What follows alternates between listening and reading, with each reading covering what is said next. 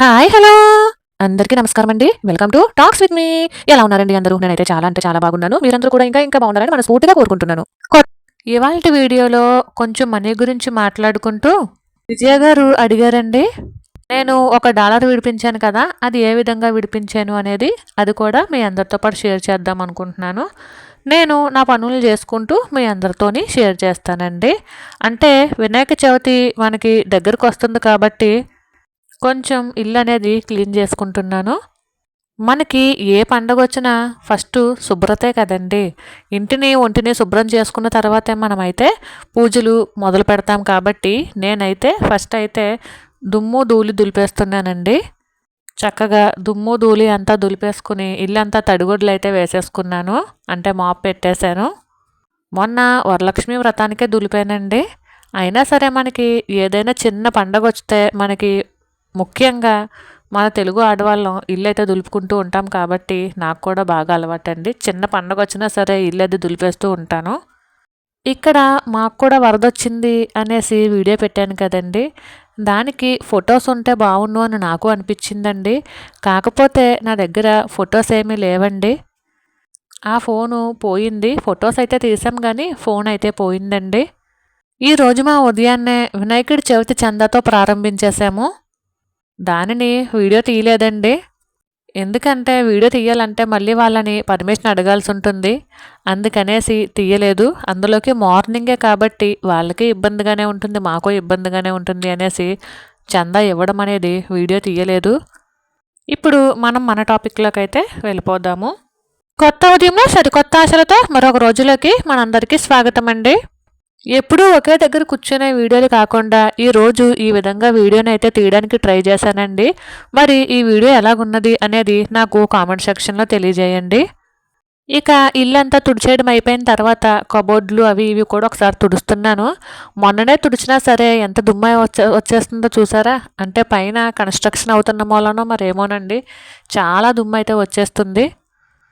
ఇక మనం మన టాపిక్లోకి వెళ్ళిపోతే నెలవారీ సరుకులు కావచ్చు, పిల్లల ఫీజులు కావచ్చు, మన ఇంటికి లేదా వాహనాలకి వాయిదాలు అంటే ఈఎంఐలు కావచ్చు, ఇంటి రెంటలు కావచ్చు, ఇన్ని ఖర్చుల్లో పొదుపు చేయడం అంటే ఆ ఇంటి ఇళ్ళాలకి కొంచెం కత్తి మీద సాము లాంటిదని చెప్పచ్చండి.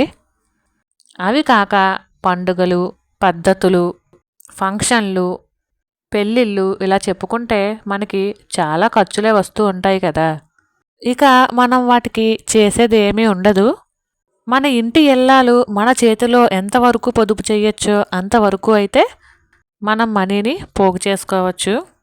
ఉదాహరణకి నెల నెల మనం కిరాణా సరుకులకి అయితే వెళ్తూ ఉంటాం కదా, సూపర్ మార్కెట్కి కానీ, పచారీ కొట్టుకి కానీ, లేదా డీమార్ట్కి కానీ, ఎక్కడికైనా సరే మనం వెళ్తూ ఉంటాం కాబట్టి మనం వెళ్ళేటప్పుడు ఒక చిన్న లిస్ట్ అయితే కంపల్సరీ ప్రిపేర్ చేసుకోవాలండి.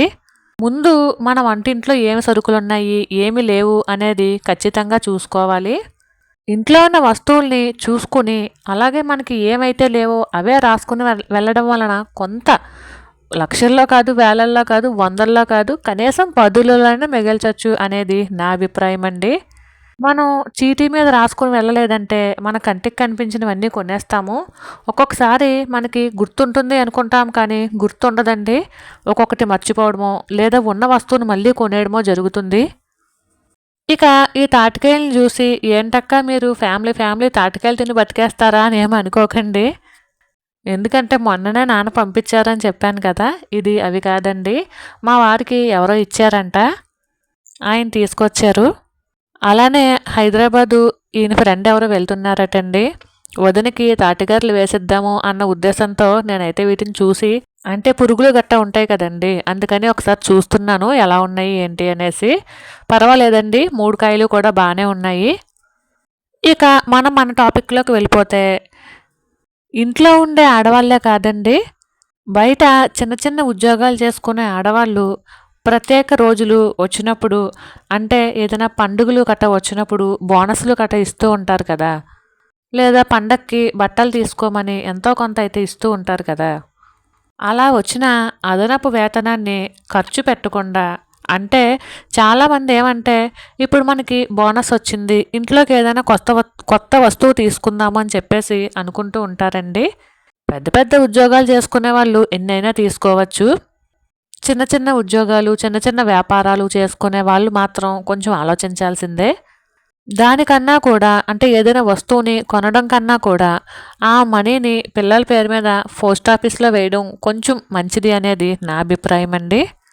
అలానే ప్రతి వారము కూడా మనం ఫ్రూట్స్ తెచ్చుకుంటాము, కూరగాయలు తెచ్చుకుంటాము. ఇలాంటివి సూపర్ మార్కెట్స్ కానీ, లేదా చిన్న చిన్న మాల్స్ నుండి గానీ కాకుండా రైతు బజార్‌కి గానీ, లేదంటే ఏవైనా ఆదివారాలు కానీ, లేదా వారంలో ఒకసారి సంతలు వేస్తూ ఉంటారు కదా! అలాంటి దగ్గర తెచ్చుకుంటే మనకి మనీ పరంగాను కొంత మిగులుతుంది. అలానే ఫ్రెష్‌గా కూడా ఉంటాయి అనేది నా అభిప్రాయం అండి. ఇక ఈ తాటికాయలు పీచు అది ఒలిచేసి శుభ్రంగా ఒక క్యారేజీ తీసుకుని దానికైతే పేసం అయితే తీసేసానండి తాటికాయలతోటి.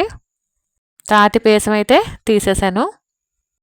ఇక నేనొచ్చేసి ఆ డాలర్‌ని 95,000కైతే పెట్టానండి. అంటే 95,000 వచ్చింది నాకు ఆ డాలరు బ్యాంకులోని.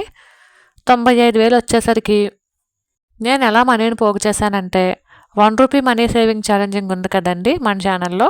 ఒకసారి దాన్ని చెక్ చేయండి. మీకు ఇంకా బాగా అర్థమవుతుందండి. ₹1 మనీ సేవింగ్ ఛాలెంజింగ్‌ని 1 ఇయర్‌లో నేనైతే 4 సార్లు అయితే చేశానండి. అంటే 4, 5లు 20,000 అయితే అక్కడొచ్చింది. అలానే ₹10, ₹20తో కూడా మనీ సేవింగ్ ఛాలెంజింగ్ అయితే చేశానండి. అది కూడా ఒక 20,000 అయితే వచ్చింది. అది కూడా మన ఛానల్‌లో ఉంది. ఒకసారి చెక్ చేసేయండి. అలానే నెల నెల తక్కువలో తక్కువ ఒక 2,000 3,000 4,000 మనీనైతే పొదుపు చేస్తూ ఉంటాను కదా!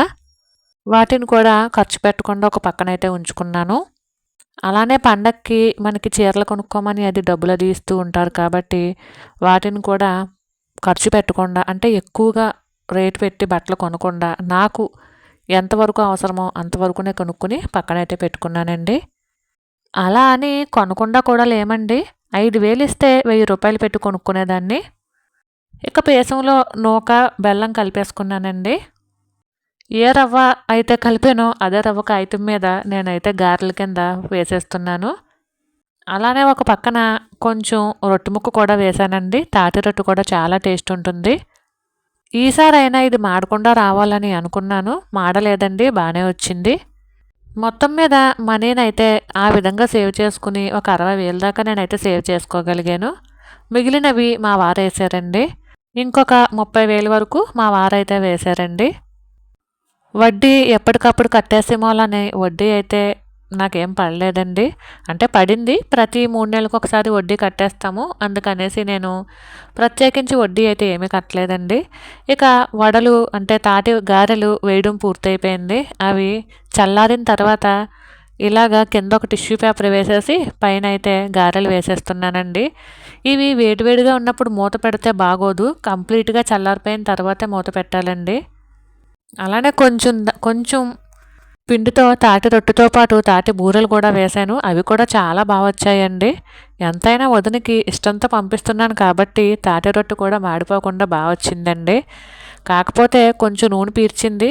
ఆ నూనె కొంచెం ఇలా తీసేద్దామన్న ఉద్దేశంతో టిష్యూ పేపర్ వేసి ఇలా నొక్కుతున్నానండి. కొంచెం నూనె ఉంటే ఏమన్నా వచ్చేస్తది అని చెప్పేసి. మొన్న వేసిన తాటి రొట్టె కన్నా ఇది బాగా కుదిరిందండి. టేస్ట్ కూడా చాలా బాగుంది. చూడటానికి కూడా బాగుంది. మొన్న వేసింది బాగా మాడిపోయిందండి. ఎంతైనా వదినకి ఇచ్చేది కాబట్టి బహుశా మాడకూడదు అనుకున్నాను కాబట్టి చాలా బాగా వచ్చిందండి. మొత్తం మీద నేనైతే డాలర్‌ని ఆ విధంగా విడిపించుకోగలిగాను. నాకు సంవత్సరంన్నర అయితే పట్టిందండి ఆ డాలర్‌ని విడిపించడానికి. మళ్ళీ పెట్టకూడదనే అనుకుంటున్నాను. కానీ మరి చెప్పలేము కదండీ! అవసరం ఎప్పుడు ఎలా వస్తుందో అనేది. మీ గోల్డ్ జ్యువెలరీ కలెక్షన్ పెట్టమని చాలామంది అడుగుతున్నారు కదండీ! కంపల్సరీ వీడియో అయితే చేస్తానండి. కాకపోతే గోల్డ్ మ్యాక్సిమం అంతా బ్యాంకులోనే ఉందండి. ఇలా ఒక్కొక్కటి విడిపిస్తూ వస్తున్నాను. మొత్తం అన్నీ విడిపించిన తర్వాత కంపల్సరీ వీడియో అయితే చేస్తానండి. ఇది క్యాన్‌లో సరిగ్గా పట్టలేదు. అందుకని 2 ముక్కలు ఇరుద్దామన్న ఉద్దేశంతో విరుస్తుంటే ముక్క కాస్త ఇలాగ అయిపోయింది. మొత్తం మీద ఎలా అయితే 2 ముక్కలు చేసేసి పట్టించేసానండి.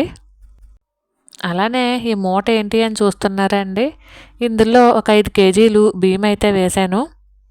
ఎందుకంటే మా వారి ఫ్రెండ్స్ ఒక వ్యాన్ అయితే విజయవాడ వరద బాధితుల కోసం పంపిస్తున్నారండి. వరదలకి ఎంతో కొంత హెల్ప్ చేద్దామనే ఉద్దేశంతో ఇక్కడ పంపిస్తున్నారు. మా వంతు సహాయంగా మేము కూడా ఎంతో కొంత హెల్ప్ చేద్దాం అనుకున్నామండి. దానికోసమని ఒక 5 కేజీలు బియ్యం అయితే వేస్తున్నాను. ఈ తాటికాయలు అవి కడిగానండి. ఆ వీడియో ముందు పెట్టలేదు, మిస్ అయ్యింది. మళ్ళీ కడగకుండా వండేసానని అనుకుంటారనేసి ఆ వీడియో ఆ క్లిప్ ఇప్పుడు పెడుతున్నానండి. తాటికాయలు కడిగేసి ఈ విధంగా కాల్చి అప్పుడైతే పీస్ అయితే తీసాను.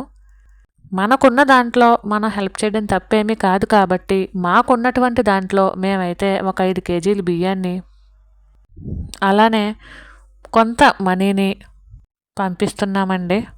ఇది కూడా వీడియో తీయాలా అని మీరు అనుకోవచ్చు. ఇది కూడా మన బడ్జెట్లోంచే వెళ్తుంది కాబట్టి దీనిని కూడా మనం రాసుకోవాలి అనే ఉద్దేశంతో మీ అందరికీ చెప్పడం కోసమే వీడియో అయితే తీస్తున్నానండి. సాయంత్రం వచ్చి తీసుకెళ్తానన్నారు, అందుకని ముందే తీసి పెట్టేశానండి. నేను అత్యవసరానికి దాచుకునే మనీ ఇప్పుడు ఈ విజయవాడ అత్యవసరానికైతే కొంచెం పడుతున్నందుకు చాలా సంతోషంగా ఉంది. మనకున్నంతలో మనం దానం చేసుకోవడం కూడా తప్పేమీ కాదు. కాకపోతే అది కూడా అతి చేయకూడదండి. మనకున్నంతలోనే మనం కూడా దానం చెయ్యొచ్చు అనేదే నా అభిప్రాయము. ఏదైనా అతి ఒక పెద్ద ముప్పేనండి. అది దానమే కావచ్చు, ఖర్చు పెట్టడమే కావచ్చు, తినడమే కావచ్చు, ఏదైనా సరేనండి. అతి అస్సలు మంచిది కాదనే చెప్పచ్చు. అతి స్నేహము, అతి ప్రేమ, అతి చనువు ఇలాంటివన్నీ కూడా మనశ్శాంతికి చాలా హాని కలిగిస్తాయి అనేది నా అభిప్రాయము. కొంత మనీని, కొన్ని బియ్యాన్ని అయితే పంపించగలిగానండి. ఇంతకు మించి హెల్ప్ చేయాలని నాకున్నా నా తాగతాకి మించి అయితే చేయలేను కాబట్టి ఈ మాత్రమే చేయగలిగాను.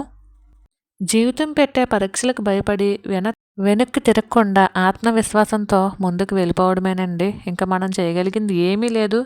అది ప్రకృతి విపరీతమే కావచ్చు, వైపరీత్యమే కావచ్చు, ఏదైనా కావచ్చు. ఎందుకంటే ఆల్రెడీ మేము కూడా వరదొచ్చి చాలా నష్టపోయాము. ఆ టైంలో ఎవరో వచ్చి హెల్ప్ కూడా చేయరండి. ఎందుకంటే ఎవరి బాధలు వాళ్ళవి. కోలుకోవడానికి చాలా టైమే పడుతుంది. ఇప్పటికీ కూడా నేను మా మంచాన్ని అయితే మార్చలేదండి. మా సోఫాలను కూడా మార్చలేదు. ఆ వరదలో తడిచిన వాటినే ఇప్పటికీ మేము అవే వాడుతున్నామండి. కనీసం పరుపు కూడా మార్చలేదు. ఆ పరుపునే వాడుతున్నాము బాగా ఎండబెట్టి. వీలు చూసుకుని డబ్బులున్నప్పుడు మార్చాలండి. అన్నీ కాకపోయినా కనీసం పరుపైనా మారుద్దాము అనుకుంటున్నాము. ఎందుకంటే పరుపు ఎత్తు పల్లాల కింద అయిపోయింది. సరేనండి. ఇంక అలా చెప్పుకుంటూ పోతే ఏదో ఒకటి గుర్తొస్తూనే ఉంటుందండి నాకు. ఇంకా ఇది మా వదినకి పంపిస్తున్నానండి. ఎక్కువేమీ కాదు, తక్కువేనండి. మా వదినకి ఇవంటే చాలా ఇష్టము. మైసూర్ పాకులు కానీ, శనగకొమ్ములు కానీ, చిన్నపిల్లలకి ఇవే ఎక్కువ తింటూ ఉంటుంది. అలానే అటుకులు మిక్చర్ కానీ, మురుకులు కానీ ఇవి తీసుకున్నాను. తాటిగారెలతో పాటు పంపిందామని చెప్పేసి. వదిన ఒక్కతే కాదండి, పిల్లలు కూడా తింటారు. ఇవన్నీ అక్కడ కూడా దొరుకుతాయండి. కాకపోతే ఇక్కడ నుంచి పంపిస్తే ఒక సరదా అంతేనండి. పుట్టింటి నుండి వచ్చే ప్రతి వస్తువు ప్రతి ఆడపిల్లకి కూడా చాలా విలువైందే కదా. అలానే పుచ్చకాయ కూడా తీసుకున్నాను. యూట్యూబ్ స్టార్ట్ చేసిన తర్వాత ప్రతిదీ కూడా మన ఫ్యామిలీ మెంబర్స్తోనే కాదు, అలానే నా ప్రతి వీడియోకి కామెంట్ చేసే నేను ఫ్రెండ్స్ అనుకునే నా వాళ్ళతో ప్రతిదీ చెప్పుకోవాలి, ప్రతిదీ కూడా షేర్ చేసుకోవాలి మీ అందరితో పాటు అనేసి అనుకుంటున్నానండి. మరి యూట్యూబ్ యొక్క ఉద్దేశమే అదనుకుంటా. ప్రతిదీ ఏం చెప్తారులే అనుకునేదాన్నండి. కానీ ఛానల్ స్టార్ట్ చేసిన తర్వాత ప్రతిదీ కూడా మీ అందరితో షేర్ చేసుకోవాలని ఆతృత పడుతూ ఉన్నానండి.